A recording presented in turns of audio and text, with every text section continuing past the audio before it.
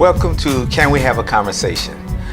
Today, I have a distinguished guest with us today, Dr. Michael Connor. Welcome to the show. My pleasure. Yes, sir. Yes, sir. We've had some conversations about fatherhood, and we were introduced from a mutual friend. And when I told him what I did, he says, "Man, you need to meet Michael Connor." And just want to talk to you about your experience working with fathers, and how was your relationship with your father?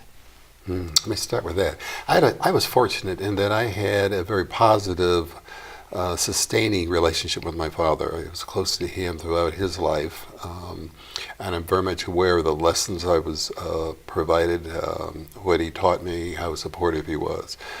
He was always there. So my notion of men, as I was growing up, was that men were providers, were available to take care of, to direct you, to teach you, to just be engaged with everything. Probably one of the nicest things that my dad did, one of the more important, was teaching me the value of work and learning how to work. Was very there. He was what I thought men were supposed to be, and to be honest, I assumed most men were. Mm-hmm. I was much older when I found out that simply was not the case. But yeah, my dad was there. Mother was there too. I want to make sure that I give the props there. But my dad just had an amazing influence on me and my brother. I don't have sisters, and as it turns out, I do have daughters. Okay. So I got caught up there. But Dad was amazing. When people have something that they have grown up with, they think that's the norm. Exactly. And so, when did you realize that wasn't the norm? It was sometime later on, and I wasn't hearing it at first because it's like that makes no sense to me. This is what I had every day, and I'm going to say it's probably after I got out of college, undergraduate. So I was probably 20, 21 at the time. And I would I'd meet young brothers my age, and listen to them, and their stories were so different, and experiences were different than what I had. And then they started pointing out that, you realize that what you have is atypical, and I wasn't hearing that at all. Right. And then it was just kind of brought in front of me, including some family, would point out that I had a different relationship with their fathers than they had with their fathers. Okay. But I was stunned when I found out how prevalent the absent father was at that point in time. Now, you're a professor. Yes. Tell me a little bit about how you got into the field that you're in. I would have to be really candid and say basically everything I've done was almost accidental. I grew up with a lot of racism in Ohio, and I had nobody in school, although I was a good student, I had nobody talk with me about college. We won the state track meet in my senior year, and actually won it the day before baccalaureate. And I remember a businessman in the community where I grew up, a white guy, came by and wanted to know what I was planning to do. And I said, I don't know. And he said, wait, nobody talked with you about college? And I was a good student. And I said, no. And he said, well, would you like to go to X? Sure, why not? And he went out, got the application for me, showed me how to fill it out, and sent it in, and I got in. Wow. Accident. And then in undergraduate, nobody talked with me about graduate school. And the situation there was that at my age, folks were getting drafted. Vietnam was just picking up. And they were also giving student deferments. So I chose a student deferment as opposed to getting drafted. Absolutely. Wasn't planned anything. And then I accidentally, as I was doing my master's, I started working for Project Head Start. Okay. And Head Start gave me some other opportunities. And one of those was, it occurred to me that I wanted to work with young kids. And I didn't see a lot of men around doing the work. So later on, that became another opportunity that I didn't get hired because I was a male, but I was seen as being atypical because I was a male. Long story short, I took that experience and decided I really did want to work with younger children because I didn't see any men in the field. And I decided that was a population I wanted to focus on. And that worked out really well. To fast forward, we were talking, and I know that you have a passion about fatherhood. Yes. I got involved immediately as soon as I have two daughters. As soon as that first daughter was born, I was stunned. I didn't know. I felt one way, and 2 minutes later, I'm feeling a different way. I'm holding her, looking at her, and thinking, "My God, look at this perfect being! Look at these hands! Look at the eyebrow!" And I know people thought he was crazy. So Right. this guy, he has taken leave of his senses. But I just was very engrossed. And it hit me that I was not the only young man around that was feeling that way. And a lot of us didn't know what to do with those feelings. So it occurred to me, I was doing my doctorate at this point, and it occurred to me, I wanted to write my dissertation on fatherhood. And this is, I won't mention school, but this is like in the late 80s. The program where I was indicated that they didn't see a dissertation about fathers as a viable activity for a psychology doctorate. So I did a kind of a mundane piece of research, got it out of the way, and immediately started working with fathers, doing workshops. And I worked with single dads, I worked with teen dads, I worked with businessmen in the roles of important businessmen, in that they saw that their role primarily was to support their kids, not to be involved. And when I would talk about how to involve and how to engage, and then that they would allow me to interact with their kids so I could show them something, my practice blew up. It was really interesting with that. And I'm very appreciative that did happen. No, that's a wonderful story. It's definitely needed then, Yes. as well as is needed now. Absolutely. And I think now is probably more needed. Absolutely. I think things are worse now. Yes. Yeah, much worse. The statistics has shown that, like in the 60s and the 70s, more families were married, more fathers were at home. Yes. It was a less amount of divorce. Really, actually, 65, somewhere around that time. Yeah, 65 was a key. Yes. And then I heard that as time progressed, you could see those numbers changing. Yes. And now it's kind of the norm. Almost, yeah. It's sad.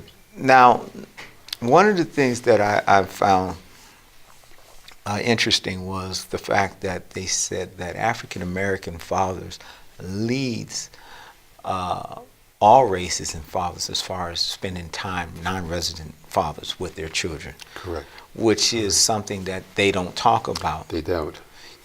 And it's always been this thing where, most African American fathers are deadbeat fathers, Yes. and that they're not engaged with their children. But the thing that I wanted to talk to you about today is, what do you think about the fact that even though these fathers are engaged, but they don't have the right skills, how do you think that impacts these children's lives? Oh, I think we're in the second or third generation where men have been pushed out of families, and the kids are responding to that, and the responses are quite negative. There were some very specific programs in retrospect that were developed that were in line to destroy with black families.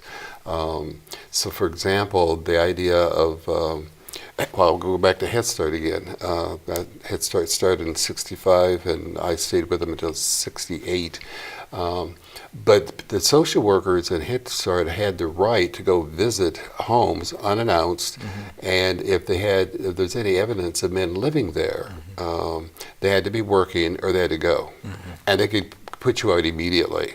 So, and other housing, including Oakland, other housing associations had similar guidelines that if you broke the law, you did some jail time, you couldn't live in Oakland housing, couldn't live in the public housing. If you didn't have a job, you could not live in the house, you had to participate, etc. But it was set up in a way that if you made some mistakes in your youth and you got a record, then you couldn't by law live. So their agencies were involved in the destruction of black families, and it was very successful. The educational system is similar. A lot of folks don't want to hear this, but I think the idea was to build in a program where black youth would fail. And I think they were very successful. They continue to be very successful with that. Now, why they would want to do that defies logic to me. It smacks of racism, is very short-sighted. It's extremely expensive because you can pay $9,000 to educate a child, $100,000 to incarcerate. Why in the world, if you can count, would you even vote in that way direction at all? Yet it's part of the culture. We'll look at our women in our community are much easy to get jobs. So they were not great jobs, but there were jobs available. That was not true for black men. And I'm thinking about the 1900s, the 1920s, 1940s, etc. So again, the system was set up to keep men out of the house. So we were surprised when we went to talk with these men that they felt really engaged with their children. They really wanted to be involved. And that was really what I had lived with. And my dad did want to be involved. What he did do was he was able to work. He was able to sustain, and he was fairly self-sufficient in terms of taking care of himself, so he could build, make repairs around the house, that sort of thing. So he had taught himself to do certain things. That part, though, is really lacking now, that our children need to see their fathers and grandfathers and uncles and older siblings working, being self-sufficient, being involved and engaged. And the numbers, they're just not there. And we need to go back and recapture some things that we lost. Yeah, it was so different from the 1960s to the 1980s. Right. Then with the crack that was introduced, the destruction of youth, the gangs that had their starts in Southern California, and initially were there to protect families, to support, and very quickly fell apart with that, and shooting and drugs and that sort of thing. Yeah, it's. I mean, you hit it all. I will just give example of Oakland. Now it's been at least 20 years that this Oakland public school has had this over 50% fail rate. Yes. We're talking about, one out of two only graduate from high school. Yes. Other places, it gets even worse, because I think I saw the statistics in New York, it was 28%. Yes. I heard someone say this, I think it was Dr. Miles Monroe, and he said that the biggest spiritual, social, economical, and psychological curse on all humanity is fatherlessness. Yes. And that makes sense to me. The roles that fathers can play in our communities, in our homes, there's no way to replace that. That they bring unique skills, unique gifts, and the many ways those men want to be involved and engaged. Not all of them, but many of them do want to be. No place for them to go. I think in many ways we have to start having different conversations, and I find that I'm aging, that I've allowed myself to do certain things. So growing up, I would have people intervene. If I were messing up, somebody who knows my parents had the responsibility to correct me. And you didn't mess up, didn't talk back. You've had enough sense that you're Russ Connor's son, and you don't play that stuff. We look now and we see 2 generations have been removed. So there's not knowing what dads are supposed to be about. They're catching a lot of flack. They're not being productive. But when I ask them, when I talk with those men, and this is just strangers when I'm out to do things, if I see men with kids, sons or daughters, I don't really care the age, I'll make a comment. It's really, brother, it's good seeing you. It's nice, like the way you're interacting with your granddaughter or your son. And generally, I get a positive response back. I don't see other people making those overtures, though. It's kind of like, he's just playing, he's not serious, he's not really raising those kids. I'm thinking, what they're showing, let's acknowledge it. Let's give them props for whatever it is they are doing.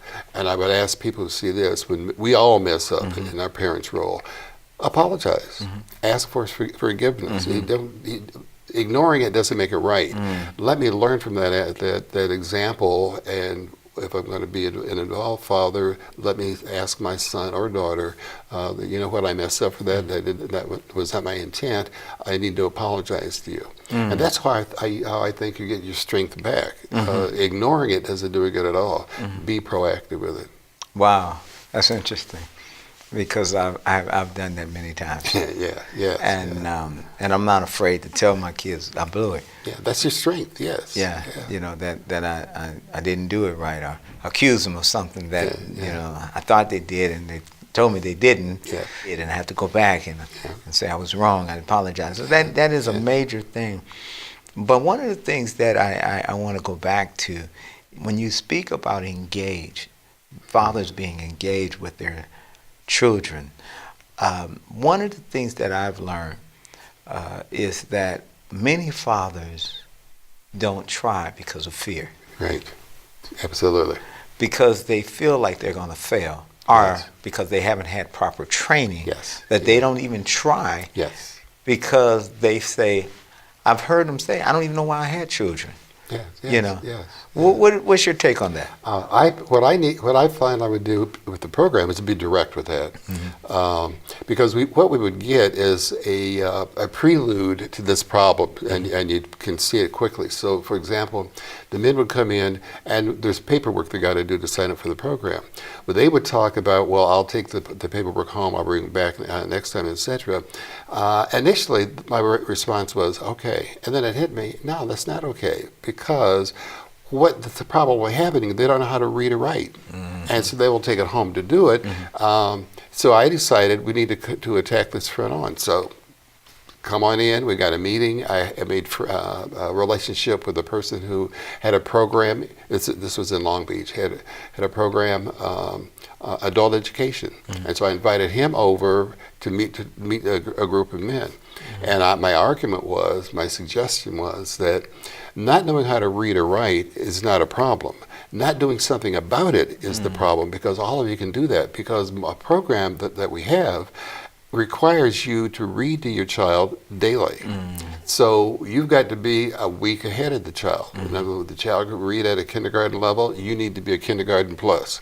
If it reads at the second grade, then you have to be a second grade plus. And don't apologize for that. Rather, look at this as an opportunity to improve your skills. When I hear young kids, here I'm thinking primarily about adolescents, indicate, quote, I don't like to read, all they tell me is I don't know how to read. And let me interpret that correctly, not put them down, but give them some schools, some things, some tasks they can do to rectify the situation. So I look at those situations as opportunity to do some things and be direct about it. And direct doesn't mean negative. It means, so maybe be really clear about what we have here, because you can correct this. This is in your power to do whatever it is you need to do. Let's start with this book.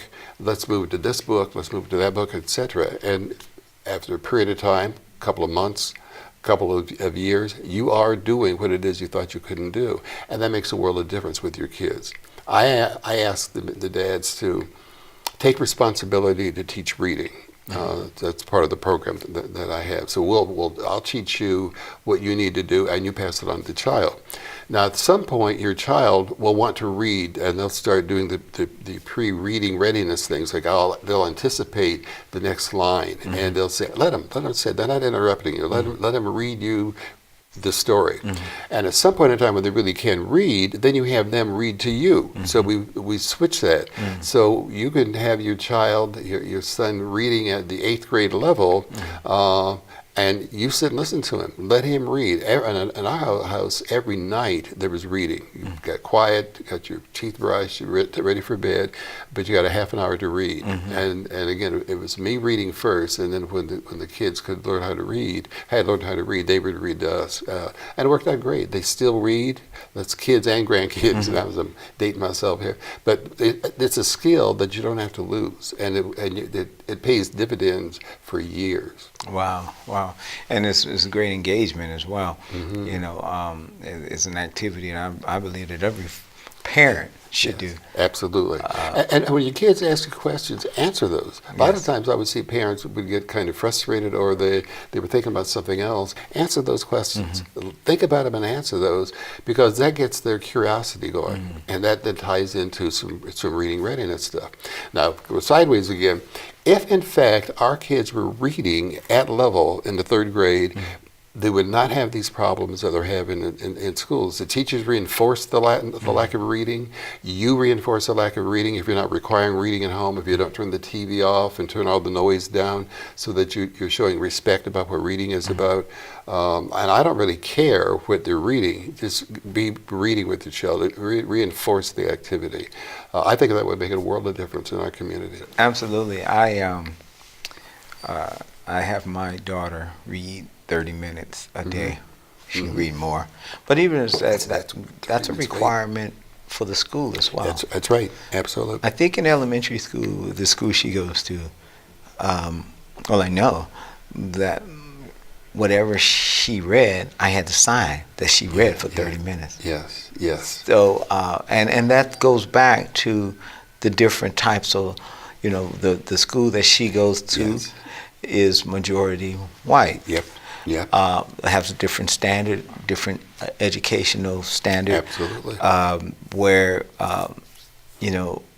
they raise their own money for activities in schools and books, and so they have fundraisers, and so they don't rely on the public school. Yes. And one of the things I realize with these parents is that they understand that if they pay now, they don't have to send their kids to private school, because the public schools is just as good as the private schools. Absolutely. And that's where I grew up with, right? So in many ways, the public school is even better than private school. But there was an expectation.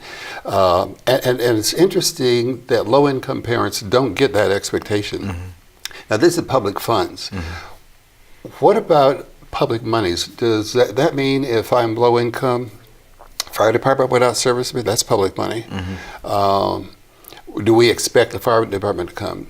I realize we have problems with police officers, but when you're calling them, aren't you expecting them to come?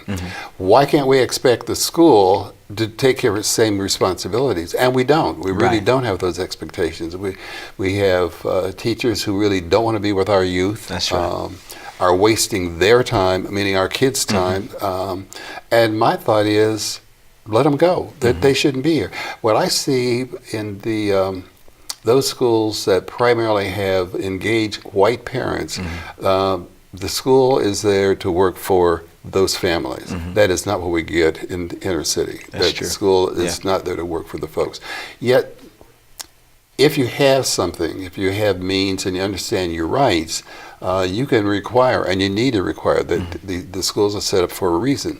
I know there's the forces behind that want to get rid of public schools, but we need public schools. We don't need the public schools where they are, but we do need public schools. And I think it's important also, as far as when we talk about these schools, that the father has to play a role as well. Huge role. Because a lot of times, even in the white schools, you see most of the people that goes to the PTA meetings or the back to school open houses are mothers. Yes, that's correct. You may see some dads, but majority of them are mothers. On field trips, you see mothers. And so I think it's important that the fathers be engaged in those field trips and the school activities and. See, in many ways, the parents the dads are in a bind. That if I show up for a field trip, that means I don't have a job. And then so I got to deal with that. And already the stereotype is that black men don't work. So if I decide, you know what, and if I'm working and my job allows this, I can go because I don't feel the stigma. But if I am not working and I have nothing better to do, you're really treated really crappy. And I don't think a lot of people realize that. So the unsaid message is you should be working. You're the dad of the house. You're a deadbeat. On and on. That bandits is there. Some of the messages are not particularly subtle, but a lot of them really are. There's double messages. And the men walk away with those things. Going to parent-teachers meetings. As a parent, as a father, you're not welcome. Once again, you've not paid your dues to be there. You need to be doing something else. But if we take advantage of those men, show them what they can do in the household in terms of enhancing the kids' reading skills, it would pay dividends. It would really work out quite well. Because the men that I see really do. If we simply told them what to do, showed them what to do, and reinforced them for doing it, they want to do it. I go back to that fear, the fear of not knowing, the fear of the unknown. What if I fail? Yes. What if I'm not able to meet that expectation of my child? Yes. Yeah. And you still have that stigma in the back saying you're not going to amount to be anything. That's right. That's right. You're not a good father. You don't have a job. You're going to be just like your father. And all of these things that has been said, the negativity, and I'm not making excuses. No, but it's self-fulfilling. Yes, yes. It's planted. You hear it all the time. It gets reinforced. And then you run into these barriers, and you're right here. So I become that stereotype. It's not that I didn't try. I think the idea of starting from scratch and talk about these are some things that men can do, not what they can't do, but this is what men can do, and we really want them to do it. The idea of talking with their child every day. Being physical with each other. It's like, Richard, hold your head. I can touch you. The physical contact is critical in terms of relationships.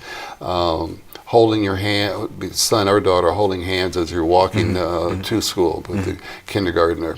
Reinforce your kids, sons and daughters playing sports. Right. Because those activities are available. The down message with that one, though, is that's the only thing we can do. So we will get some play in school if we are the starting quarterback or some such. But why can't we tie that into the reading? I want to continue this. We're going to have to stop on this one.